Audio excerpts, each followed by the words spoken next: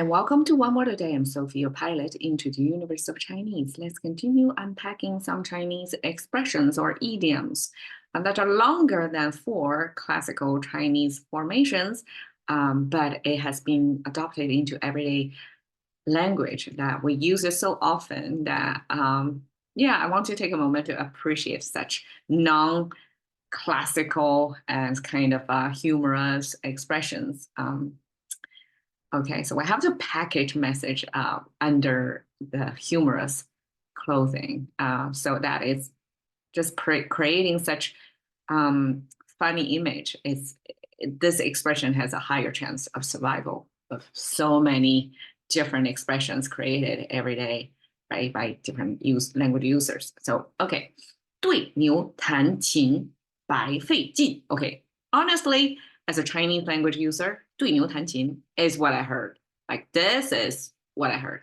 白费劲, not exactly. I don't really hear the second part of it. But apparently, this is a set phrase, like the fully spell out. You need to say this 7 characters. Most of the formations of such idioms is like the short version of the story. And then because we grew up in this culture, of course, the first time I heard it, we will ask our caregivers, like, what exactly that is, what's the story is telling. And then we will be explained, then that's settled it. So just 对牛弹琴, almost like an abbreviation of this story. And then the moral, the second part, you see there's a gap. So the second part is what we call 点题. It's like the gist of the story. If you don't get it just by the story itself, somebody have to spell it out for you. What's the moral of the story? And then you listen to the second part. But because this 对牛弹琴 was so frequently used in our everyday language, the moral skipped. Like, we don't need to say it anymore. Everybody gets it. Okay, so 对牛弹琴 is like you playing music.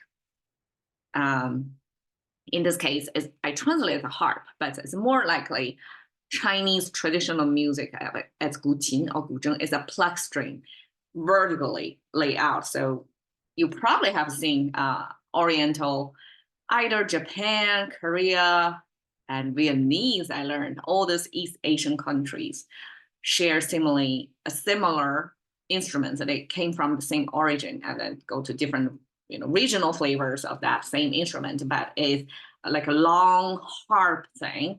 The sound box is at the bottom. It's made of wood, I guess a particular type of wood, and then have strings on them.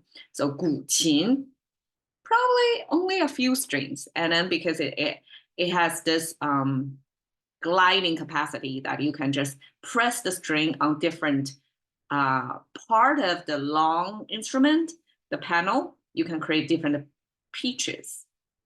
That's a 古琴 versus 古筝 is already tuned up for you.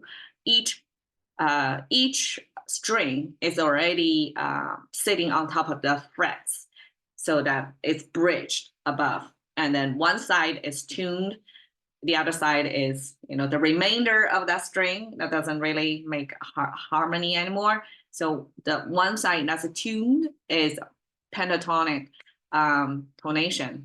So it doesn't have the same like 12 key music scales as in Western music. So pentatonic is just the do re mi sol la. That's it. And however you play it, whatever sequence, however you pair it, it always sounds harmonious. And this is more likely the type of harp, even if I translate as a Western harp, but you have to plug in the instrument from the Orient, from this language corresponding music instrument. And the qin, like to play that kind of 古琴, especially, is to have it's a kind of a meditative, right? It's not like the Western orchestra. You have so many different instruments come together, like a teamwork, right, to create this harmony from different instruments. It's a pretty intricate musical structure. Qin is almost like an Oriental painting as well. It's like a big blank space, and you don't have you just have one instrument, and that one instrument doesn't have this harmony creation process as like playing keyboard. You have the melody and you have the company of the melody, right? You have this two part at least to create a fuller music. But in this qin, this ancient Chinese instrument, it came in a simple form, just one instrument and one like melody. Maybe the company go with it, but it's not simultaneously. So it's almost corresponding to the Oriental drawing as well. It's big blank space and then just tiny little drips and inks here and there to imply. And it leaves a huge imaginative space for the viewer. So in music term, it leaves a huge space, like a spatially or temporally, a huge blank space for the listener to fill in their own emotions. So that's the charm of the Oriental music, and that's the type of music, and it's considered one of the essential or core cultivations of somebody who was well educated, brought up from the well-to-do family that can afford not farming work, but they just born into this already economically sound and probably social statically high family household, and then their children, their curriculum, one of them is to play qin as kind of self-expression and also meditation and also self-discipline, right? As also a way of communication, like communicate a lot of things unsaid, you put into the music. That's how you communicate. So 对牛弹琴 is you're playing this kind of a highbrow pluck string music. It's kind of abstract, right? So we have such stories of you need to have the right audience to get it. Whatever music you flow out of your fingers, not everybody can get it, right? So it takes quite a pairing, a good musical match or intellectual match, however you view it, to get it. And now we put an extreme audience, which is ox. And ox is written in Chinese. It's just vertical line, horizontal line. It's almost like a coordinate system. Give you this two-dimensional image, but of course we're depicting a three-dimensional animal. And then the main feature of the ox is horns. So just like that, that's our ox. That's an ancient way of spelling it. Now the contemporary kind of created this curve thing into that. It's more streamlined. It's harder to see this ox image versus here, still resembling the physical world a little bit more. So you are playing such imaginative music, kind of a Zen-ish, meditative sound, and I don't know how emotional it packed because I don't know much about ancient Chinese music. That's probably not many was preserved over the years, like music notation back then. I don't know if that was the thing. As much as I know, I probably know very little pieces of that, but it takes quite some upbringing and education to be cultivated to really receive the music, just like in the Western music, right? You need to play it to appreciate more.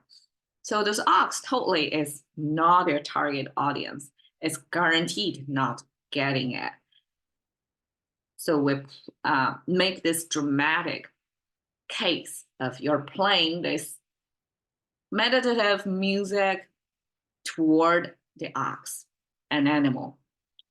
It's not even human. It's, I guess, from a human center point of view, this animal is totally not possible to get it. But eventually, later science, like ox is pretty intelligent animal. It may feel something. Who knows, right? They don't have the same equivalent of language, but maybe communication through music, interspecies, possible, right? Just keep an open mind about that. But in this particular Chinese expression, 对牛弹琴, it's talking exactly about your you're expressing yourself to the wrong audience. And that even without knowing more, like even without the moral of the story, 白费劲, meaning it's futile. You direct your energy to the wrong audience. It's total waste of your time and energy. Even without this moral, you will get it, right? You play the harp or musical instrument, the 琴, toward the ox. Guaranteed, it won't get you. Okay, 白费劲, 白 is the color white, and Chinese use color white to mean you didn't get anything out of it. It's still a blank space. So I translate it as a blank, but it means white.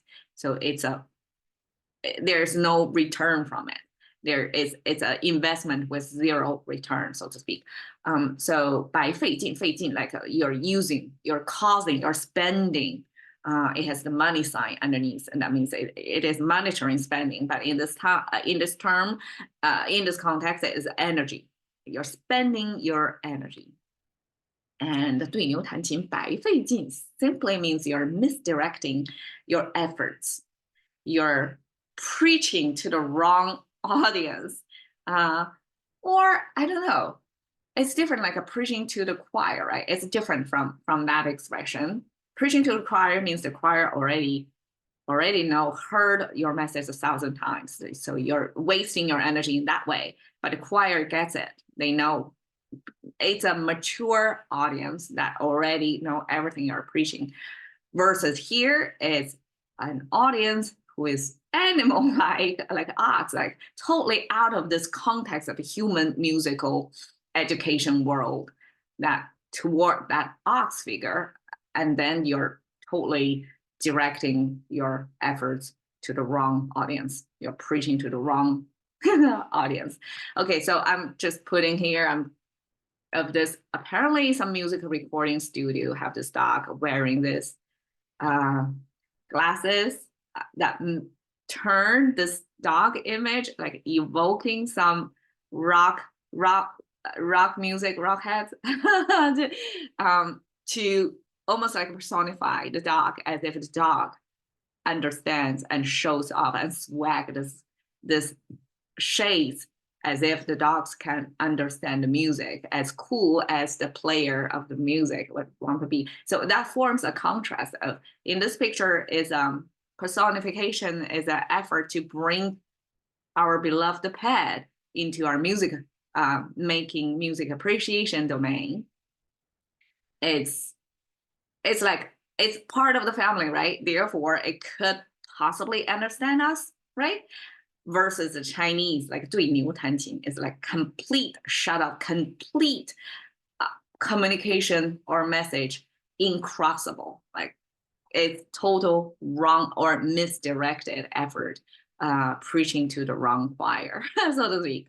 All right, so that's 对牛弹琴白费劲. Catching to the currency of thinking about one more today. This will be see you another day.